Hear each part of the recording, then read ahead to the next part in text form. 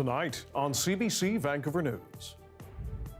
There's not a crisis. The head of BC's Extortion Task Force apologizes for comments about the spate of extortion-related shootings in Metro Vancouver after the Premier weighs in. Mr. Brewer does not feel that urgency, does not feel that this is a crisis, then perhaps he's not the right person to head up this task force. Plus, our systems need to stop putting all the responsibility for protecting herself on the victim. advocates push for more protections for women in BC after a Vancouver Island mother is killed in a case of alleged intimate partner violence. And we don't agree with amendments because the work is being held up. First Nations leaders push back on the Premier's plan to amend the Declaration on the Rights of Indigenous Peoples Act. This is CBC Vancouver News.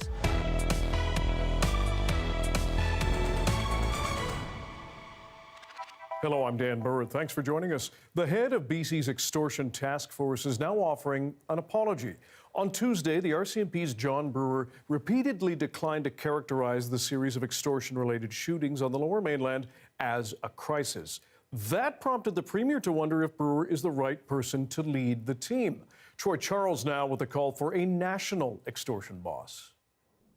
There's not a crisis. A crisis is what's happening out there with drug overdoses. That's a crisis. People are dying. This is a threat to public safety, absolutely, and I take it very seriously. Those comments from BC RCMP Assistant Commissioner John Brewer came Tuesday at an extortion task force update. The update came hours after police in Surrey reported their 35th suspected extortion case of 2026. On Wednesday, the Premier weighed in. If Mr. Brewer does not feel that urgency, does not feel that this is a crisis, then perhaps he's not the right person to head up this task force. I'm extraordinarily disappointed that that Mr. Brewer used that language yesterday. It showed that he had no touch point with what's happening in Surrey. Late Wednesday afternoon, Assistant Commissioner Brewer released a statement saying, "I want to apologize for challenging the term crisis yesterday, as it has become the focus and called into question the RCMP's commitment to addressing extortions in BC. Our efforts have never been limited because of a term. Extortions remain one of our highest priorities." CBC News followed up with RCMP asking if Brewer still feels the extortion issue is not a crisis. We have not yet heard back. Meanwhile, at her press conference Wednesday, Mayor Locke said she's asked the federal government to appoint an extortion commissioner and implement a full-scale national initiative. I have asked that the federal government look at this from a more holistic perspective, because we have been going through this for 3 years. Are we going to be going through this for another 3 years? On top of her calls for a national extortion czar, the mayor also reiterated her request to the province for Surrey to receive 150 additional police officers solely focused on the extortion issue. We haven't seen all of those come to Surrey. We've seen a few, but not as many as I would like to see. The BC Extortion Task Force says they are actively hunting suspects in 32 files across the Lower Mainland, adding that charges have been approved for 7 people and 9 foreign nationals have been removed from Canada. Troy Charles, CBC News, Vancouver. Hundreds of people gathered outside the Victoria Courthouse earlier in the day to remember a mother of 2 killed in an alleged case of intimate partner violence. As Katie DeRosa reports, they're calling on the province and Ottawa to do more to protect women. Our community has lost yet another woman to this violence, and we believe we can and must prevent future tragedies. Hundreds of people standing up for Laura Gover, a Saanich mother of 2 killed earlier this month. Those that knew her and those angered by her death. Gover's friend Kelsey McLaughlin says the system failed to keep her safe. Change can occur, but it is frustrating that it's not prioritized. Mohammed Bassar has been charged with second-degree murder. A friend of Gover's says Bassar is Gover's ex-husband. The case has been designated a K-file in BC's court system, which prosecutors use to indicate alleged cases of intimate partner violence. None of the allegations against Bassar have been proven in court. Anti-violence advocates say there needs to be closer communication between the family law system and the criminal system to better enforce restraining orders, also called protection orders. Our systems need to stop putting all the responsibility for protecting herself on the victim. This is impossible for her at best, lethal at worst. Vancouver-based Battered Women's Support Services is calling on the province to standardize risk assessments across police, Crown and Child Protection, mandate gender-based violence task forces in every city, provide a 15% funding increase to community-based victim services, launch a province-wide violence prevention campaign, and appoint a provincial gender-based violence lead. Those 5 actions are important steps to prevent the next femicide. Premier David Eby points to reforms that Ottawa has made to prevent repeat offenders from being granted bail. I know there's more we can do, and definitely we will continue to look for opportunities, and we will work with these advocates to deliver safety for women in every corner of British Columbia. The Battered Women's Support Services says 45 women in BC have been killed by men since August 2024. Advocates are demanding immediate action to prevent one more. Katie DeRosa, CBC News, Victoria. Dozens of First Nations in BC are pushing back on the Premier's plan to change the Declaration on the Rights of Indigenous Peoples Act. As Pinky Wong explains, the amendments are meant to scale back the power of the courts. Private property is non-negotiable. People's homes and businesses are not bargaining chips. We will challenge court decisions, and we are challenging a court decision that blurs that line. Premier David Eby says his government will be amending the Declaration on the Rights of Indigenous Peoples Act this spring. Eby has been under growing pressure to change or repeal DRIPA, following a court decision that granted the Cowichan Nation title to a portion of land in Richmond. Reconciliation is the business of government-to-government relationships between the provincial government, the federal government, and First Nations governments. It is not for the courts to take over. With no details shared on what the amendments to DRIPA would be, politicians want clarity. It's really, really critical that that we have a full conversation with the information in front of us rather than just leveraging these really, really critically sensitive issues in this province. He says the Premier and the official opposition have to consult with First Nation leaders. We have informed conversations, that they're not emotional conversations, and that they exist in the legal reality that we exist in, and not some political reality that, you know, benefits an opposition party for just banging away on the government and not dealing with the repercussions. More than 80 First Nations says amendments to DRIPA will undermine certainty and reconciliation. We don't agree with amendments because the work is being held up. We're basically working on something now in code development between First Nations and British Columbia. And we are actually helping expedite all these processes.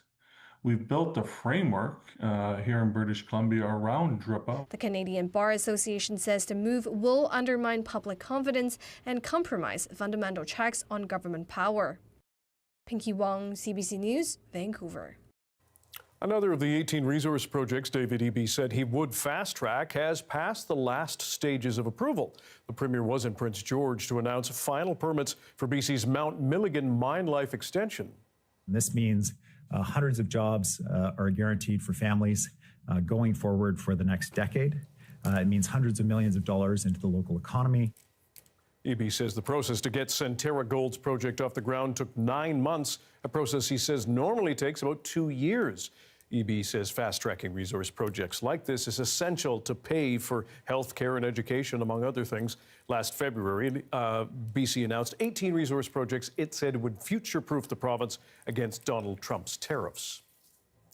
BC's police watchdog has been called to a crash in Surrey involving numerous vehicles. Take a look. The Independent Investigations Office says it was called in after Surrey police reported a crash near 88th Avenue and 128th Street. The SBS says an officer driving a police vehicle spotted a suspected stolen pickup truck, then witnessed the driver crash into another car and a motorized scooter. He then fled the scene on foot, and police couldn't find him. The scooter user sustained life-threatening injuries and was taken to hospital. The intersection is now reopened.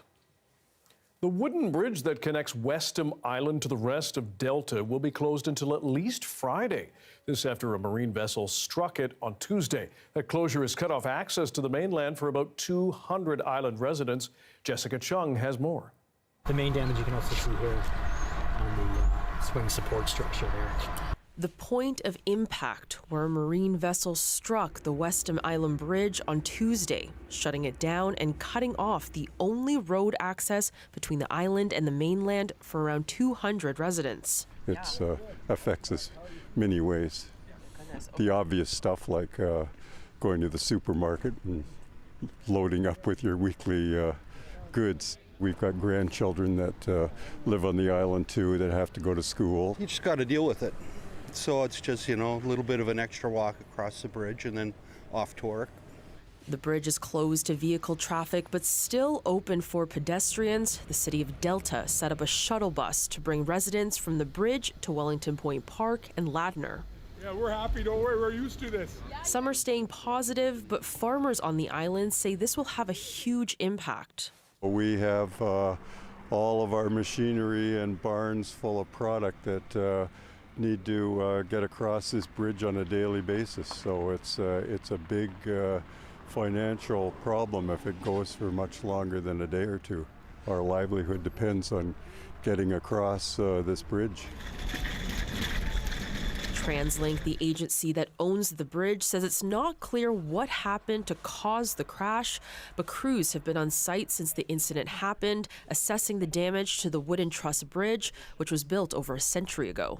Once the assessment is complete, then they will be looking at the repairs. So I think the first thing will be temporary repairs, and then for residents once again, and then probably more long-term, there'll be more of a permanent fix, but really too early to tell what kind of repairs will be required for this incident. The priority now shifts to getting the bridge to a place where vehicles like emergency vehicles can safely go over and serve the community on the island. Now, there's no ETA on when the assessment is going to be finished or when repairs are going to start, meaning there is no timeline on when this bridge is going to be fully accessible to the residents on the island.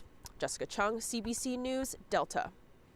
Tens of millions of dollars. That's how much insurance money is going out to some people impacted by the floods in the Fraser Valley. But as Junos explains, not everyone is covered.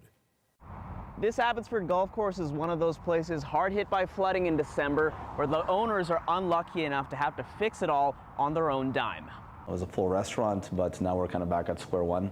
Fraser Glen Golf Course in Abbotsford is still rebuilding after getting flooded, and co-owner Suki Dami says he can't get flood insurance here. He estimates the damages are now in the hundreds of thousands of dollars. It's just bills on bills. I want to say between the 4 dwellings and the 56 acres, it's a lot of moving parts here.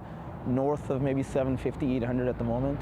Aaron Sutherland with the Insurance Bureau of Canada says flooding in the Fraser Valley did about $74 million of insured damage in December. Roughly half is to homes, the other half to businesses. Flood insurance for your business is widely available, but flood insurance for your home can be more difficult to come by depending on the level of risk you face. This economist says in some places the risk has become too high to insure. We have a much broader problem, which is we are discovering that there are places that are essentially uninsurable and where the government really steps in as a last resort. In Dami's case, his business is in a higher risk area. If an insurance company can't do it, maybe they come up with some kind of solution where the government can insure us, right? IBC is calling on the province to put more money into its flood strategy, while the province has said Ottawa is a critical funding partner and it hasn't yet joined BC in supporting impacted communities. Dami is stuck shouldering the cost of flooding for now, but he hopes to welcome guests back in mid-February. Junos, CBC News, Abbotsford.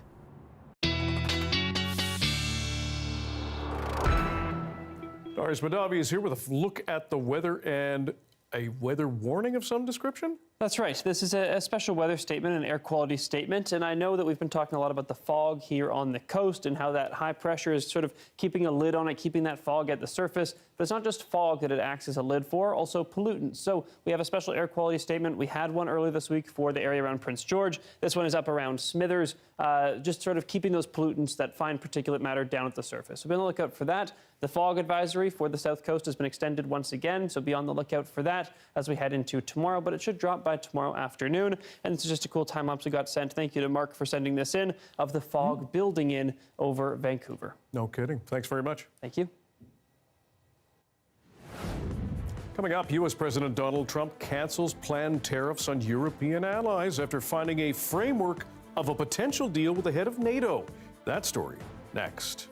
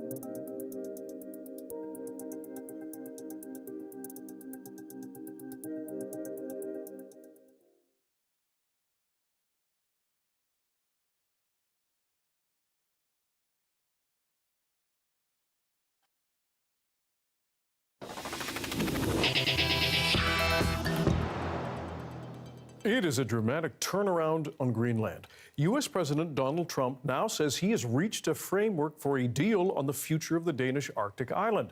This happened on the sidelines of the World Economic Forum in Davos, Switzerland.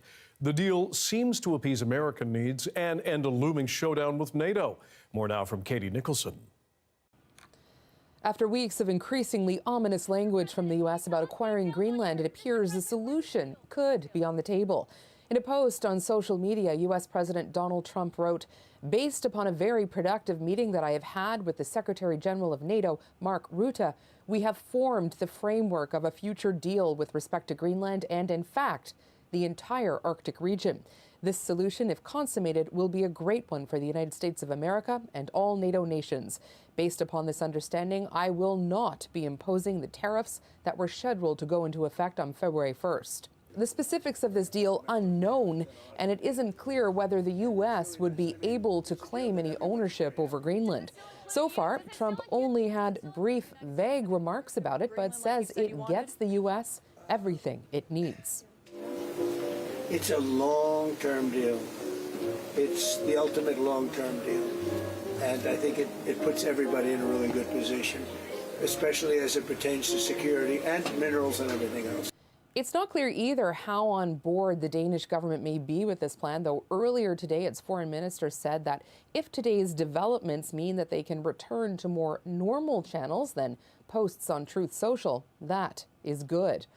All of this happening on the heels of Trump's long World Economic Forum speech this morning, in which he ruled out using military force to acquire Greenland, but repeated something he said yesterday, that the U.S. will be there for NATO, but he wondered whether NATO would be there for the U.S. NATO Secretary General Mark Rutte had this response. You can be assured, absolutely, if ever the U.S. will be under attack, your allies will be with you. Absolutely, there's an absolute guarantee. I really want to tell you this because it is important. It pains me if you think it is not. NATO says negotiations on this U.S.-Greenland framework will continue between the 7 Arctic allies, which includes, of course, Canada. Katie Nicholson, CBC News, Washington.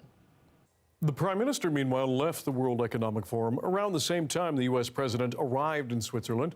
And as Ashley Burke reports, Mark Carney's office confirmed the two leaders did not interact.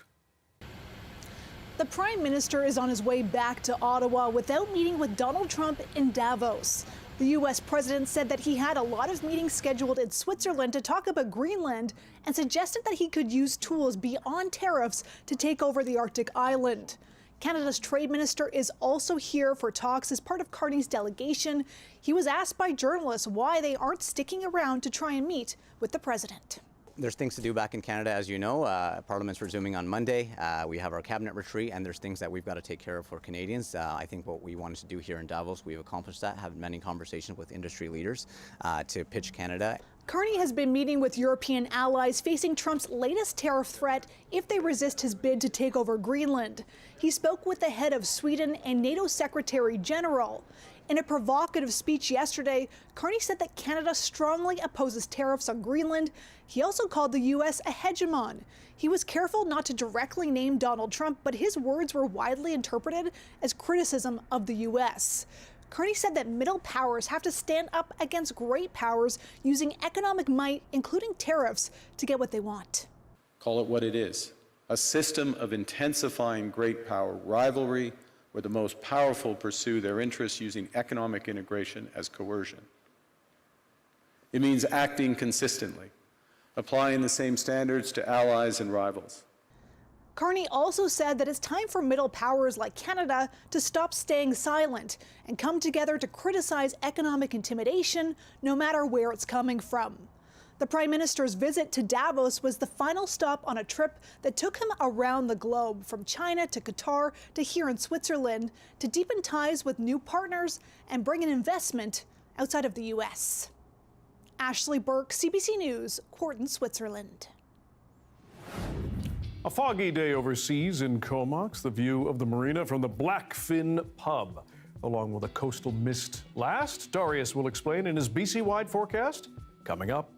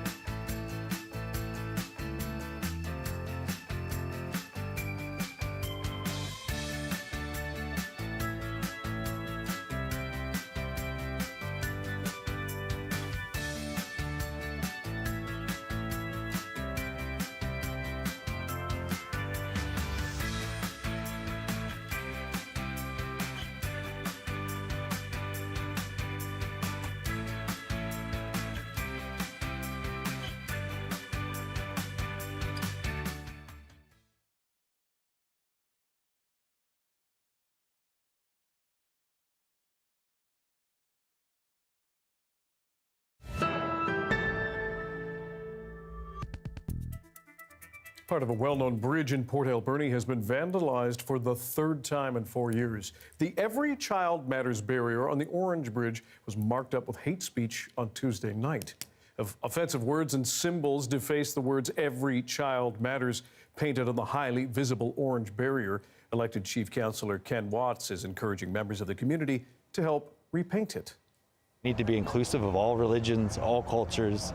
We need to spread more love and less hate, and that's what the message we want to send today is let's spread love, not hate. So. The nation has invited people to paint over the vandalism, as some were doing this afternoon, as you can see. The nation has asked supporters as well to share photos online. A 13-year-old BC girl is the focus of a newly published study by doctors from BC Children's Hospital. She's believed to be the first person to acquire H5N1 avian flu in Canada. While she has now recovered, doctors who were involved in her care are highlighting the treatment approaches and concerns related to that illness. Dr. David Goldfarb is the lead author of that paper and a pediatric infectious disease physician at BC Children's. Doctor, thanks for joining us. First of all, the patient's initial diagnostic tests, we understand, all came back negative for bird flu. What does that tell you about perhaps any limitations of lab testing right now? Hi, good evening, Dan. Thanks for having me.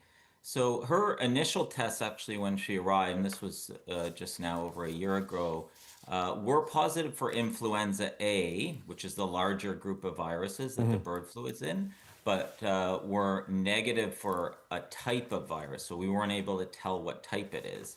Normally, our tests can tell us if it's one of the seasonal influenzas, but in this case, it didn't tell us. And that was actually the flag that allowed us to consider that this may have been avian flu.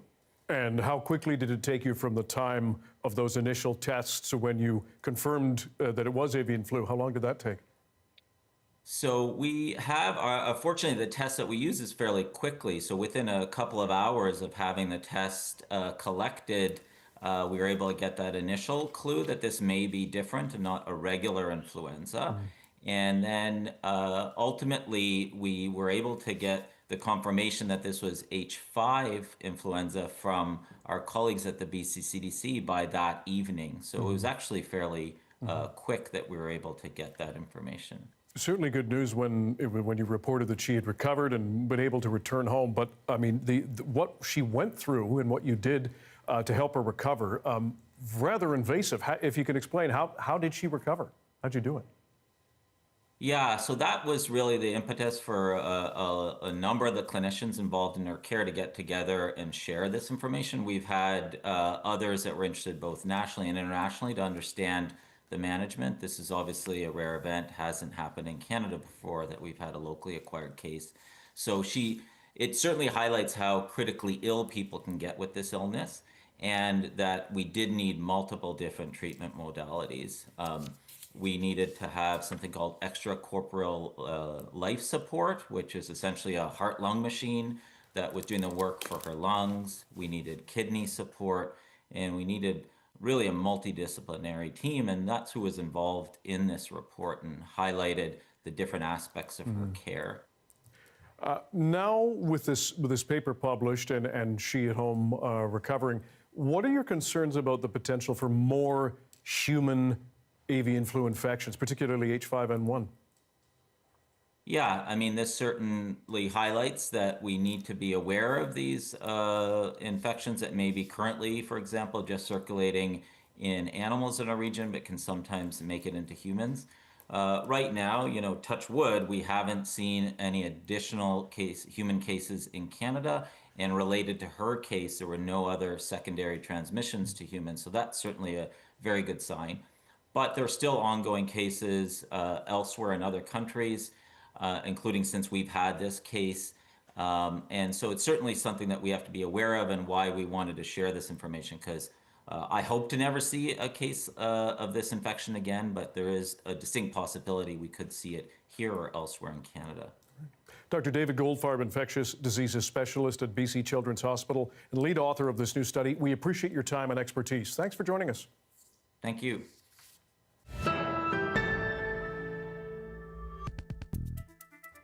Nearly 6 years after her former partner killed 22 people in Canada's deadliest mass shooting, Lisa Banfield is sharing her story in a new memoir.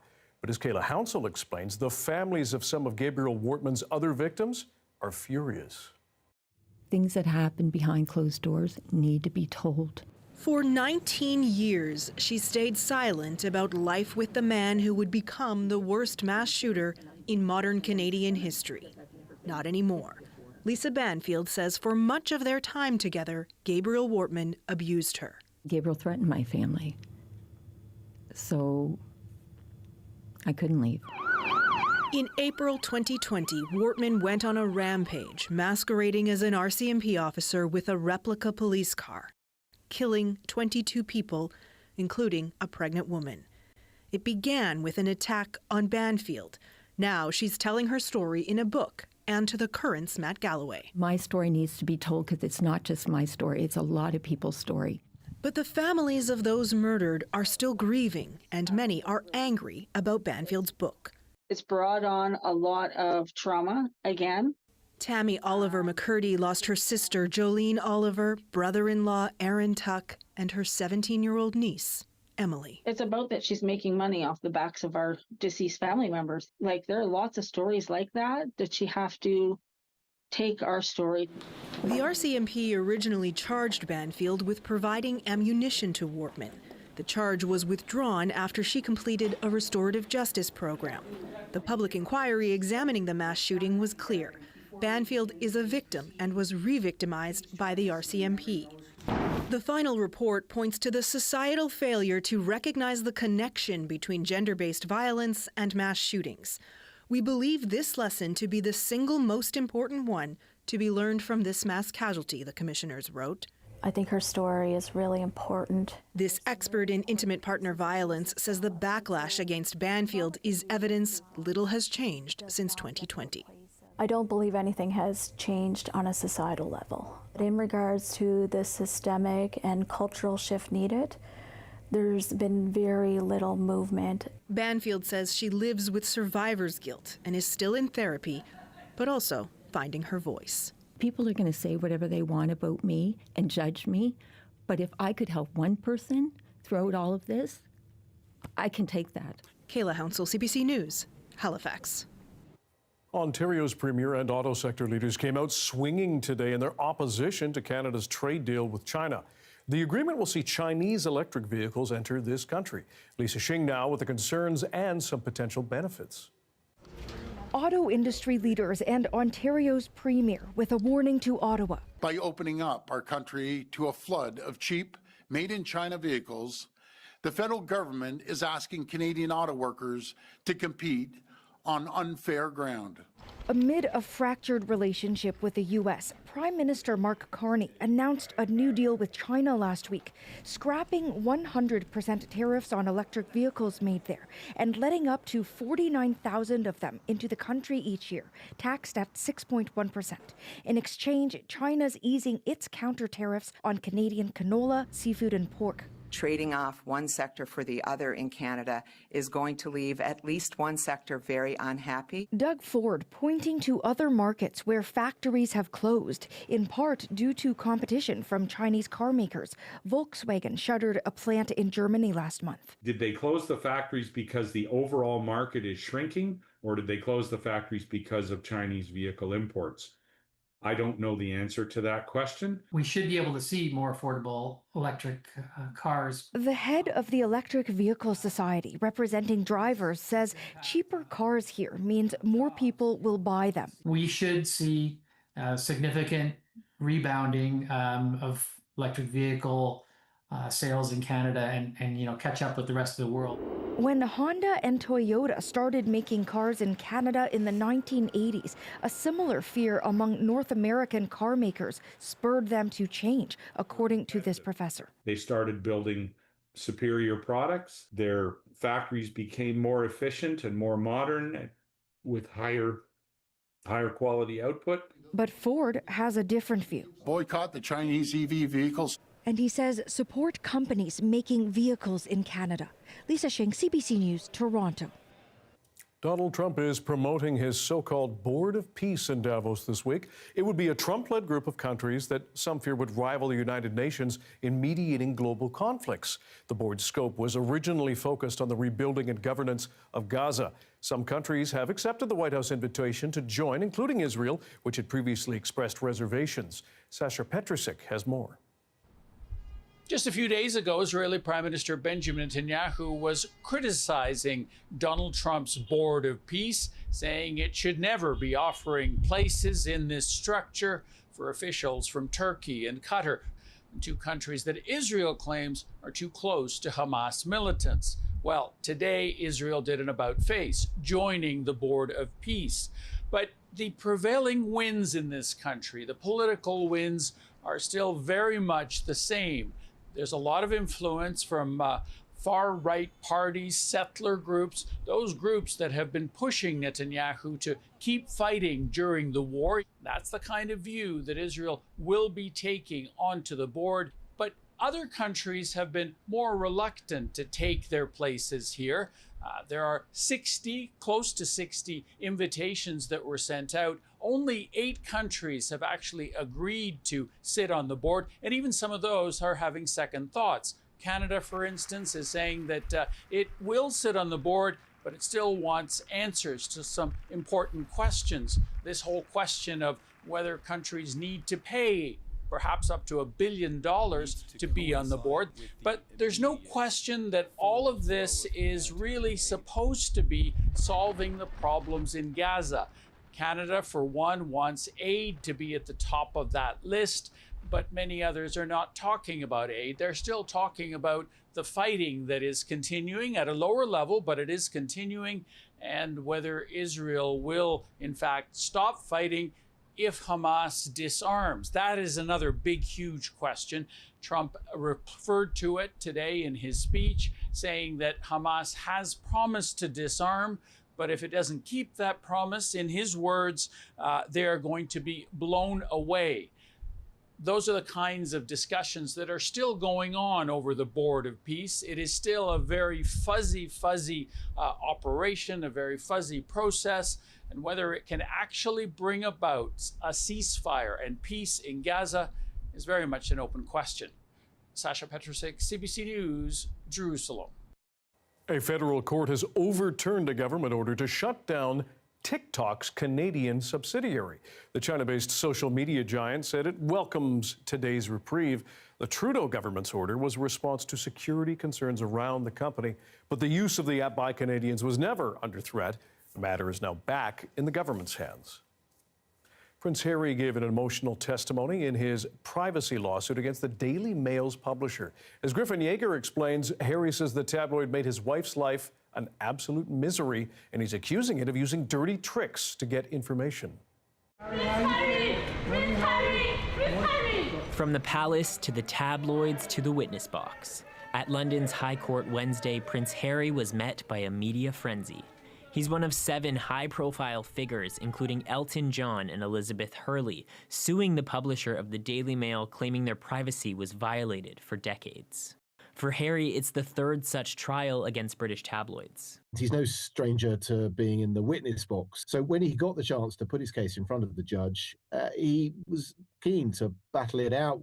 Harry says he was the target of unlawful information gathering conducted by private investigators, alleging they hacked his phones, tapped landlines, and obtained his records through deception. Harry testified to the personal cost, saying that by sitting up here and taking a stand against them, they continue to come after me, and holding back tears that the tabloids made his wife Meghan Markle's life an absolute misery. He is furious still about the way in which his life has been affected by the newspapers. The publisher calls the claims preposterous smears. Its lawyer, Anthony White, argued the stories came from legitimate sources, characterizing the Duke's friends as leaky, a claim Harry rejected.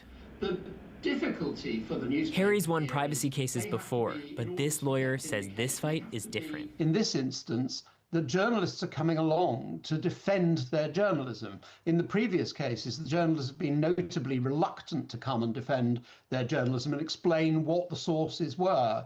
And so we are now waiting, I think, to see how the newspaper answers the allegations. The Daily Mail is one of Britain's most popular tabloids. Ultimately, this isn't about celebrity grievance. It's a case about whether powerful publishers respected the rule of law, and if the claimants are right, this trial could reshape the story of modern British journalism. The trial is set to last 9 weeks. Griffin Yeager, CBC News, Toronto. A new report shows some penguins are breeding sooner to survive rising temperatures. We're going to take you south to the Antarctic colonies where they're doing just that after this.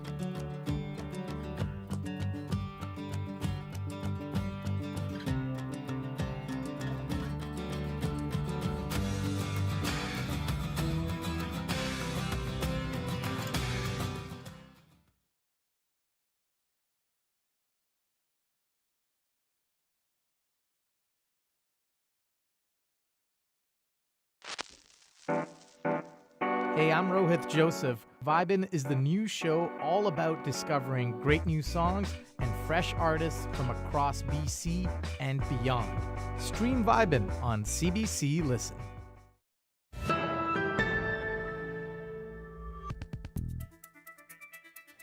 New research in Antarctica indicates that climate change is leading penguins to breed earlier in the season.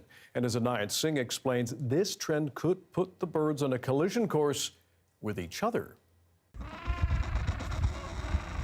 A colony of penguins on an Antarctic island dramatically shifting their behavior in the face of climate change. We don't know whether to be happy or very sad yet, but for now we are alarmed. The big change, the birds are breeding earlier, a shift that's happening at record speed. Ignacio Martinez led a decade-long study on 3 species of Antarctic penguins. The sweeping survey relied on time-lapse cameras monitoring 37 colonies of penguins in a region warming 3 times faster than the rest of the world. All 3, Gentoo, Chinstrap and Adelie, moved up their breeding seasons. Gentoo's had the biggest change, 13 days earlier on average, and up to 24 days for some colonies. When we looked at the time series of 10 years, one after the other, we realized like, oh, damn, this is the fastest change in any vertebrate ever. Shifting breeding patterns could help some species adapt to climate change and has been seen in other plants and animals. But it's not good news for all, and that could pit penguin species against each other over scarce food and land. So if we only have one species, the chances that the species survives is very scarce.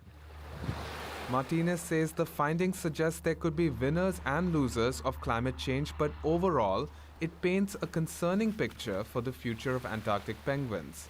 Inayat Singh, CBC News, Toronto.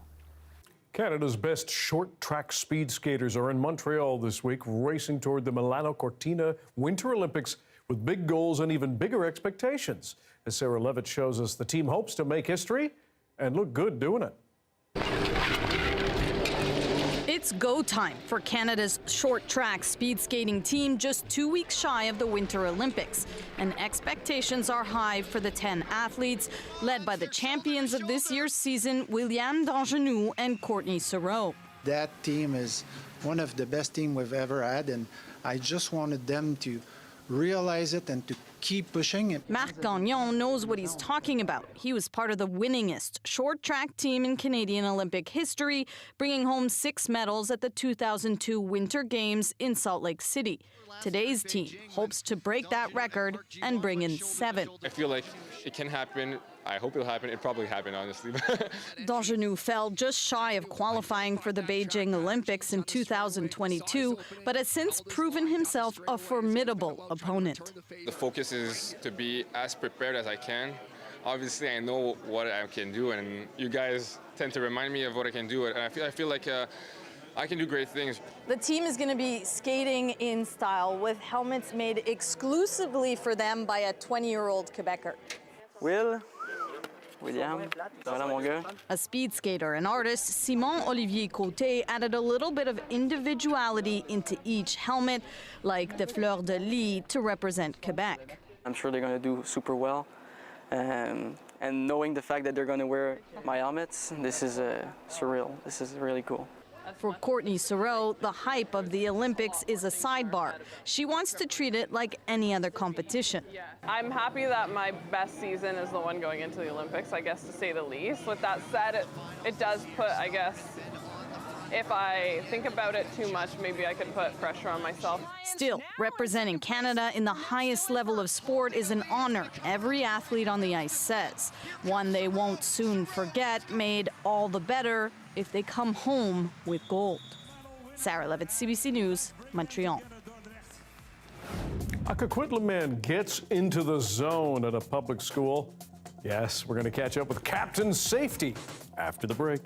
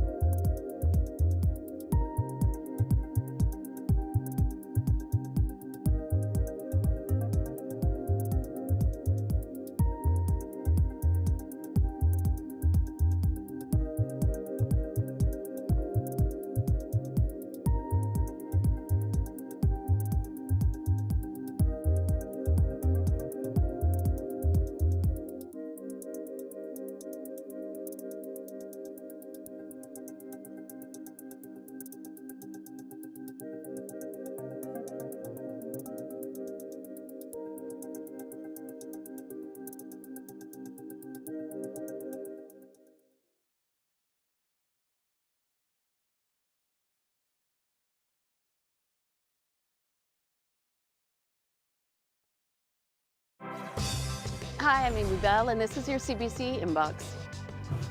On February 11th, CBC's Stephen Quinn moderates the Alumni UBC webinar, Think Well, Live Well, Brain Health for Life. Join the conversation for expert insight into protecting your brain health and vitality. Register at alumni.ubc.ca and never miss a special programming series, event, or contest. Subscribe to CBC's e-newsletter and keep connected with us. The weather update is brought to you by the BC Cancer Foundation. The future of cancer care can be your legacy. Fuel innovation and life-saving treatments by leaving a gift in your will today.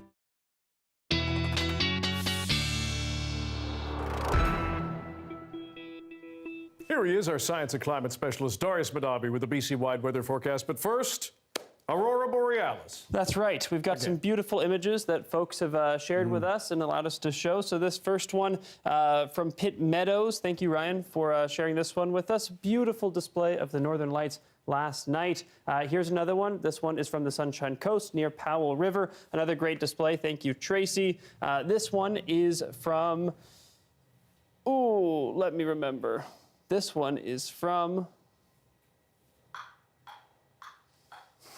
thank you, somewhere in BC. And this one is from Dawson Creek. Look at that. Isn't that stunning?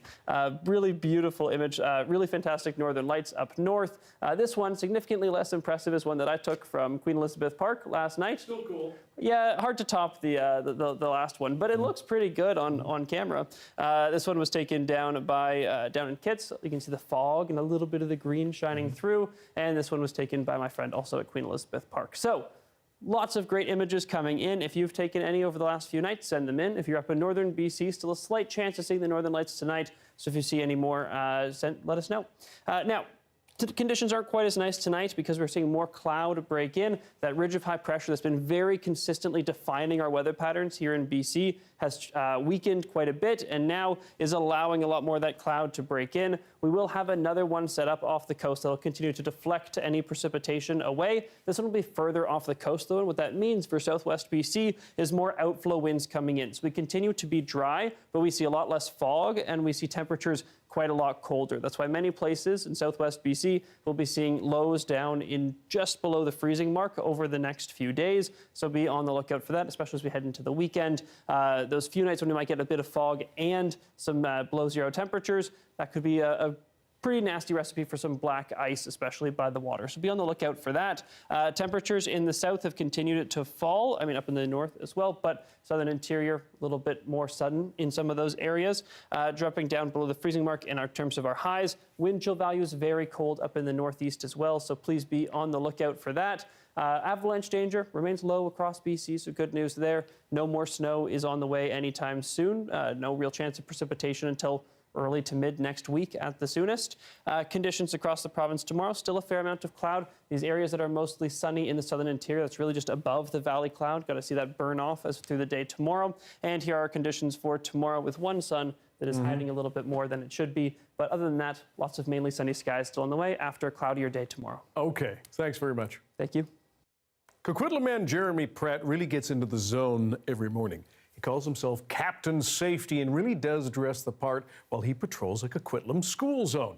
The CBC's Michelle Gomez takes us there. Are you ready? I'm gonna blow your mind. All the street signs at once. What? Jeremy Pratt, also known as Captain Safety, has been an education assistant for 22 years. He says in this time he's seen his fair share of close calls in school zones. That's why he's taken it upon himself to spend the start and end of every day keeping kids safe. Lightsaber! It's a safety saber! No, it isn't. Okay, you're right. If I wanted to make a difference, I had to be the solution. Good morning! And every day, I get greeted by wonderful kids. I see them all on their way in, all on the way out, and that's what being an EA is about, is supporting and making the kids safe in all environments in the school. Say see you, buddy. Bye, Dad. Love ya. Fortunately, sometimes the most dangerous spot is the school zones, and I want to change that. These are a little gift of mine to them to encourage and make people smile. Roll your window down, sir. Congratulations. You get a Tim's card from Captain Safety Super Club. Give me one of those, buddy. You're getting the Captain Safety Award of Awesomeness. So thank you for always being so smiley and taking care of our kids in our school zone. The message is positive, and that is safety is everybody's job. He looks like a wizard. You shall not pass on the right. That was really good. No one bad. Imagine not being happy showing up to school with that. Also, the Aurora photo that I forgot earlier, Porto Cove. Thank you, Ali Shaw, for sending that Ali, in. right? Yes, thank you, Ali Shaw. Thanks for being with us tonight on CBC Vancouver News at 6. You can watch this newscast on CBC Gem, YouTube, and our website, cbc.ca/BC. And we will have your next local news at 11 o'clock, right after the National. See you then.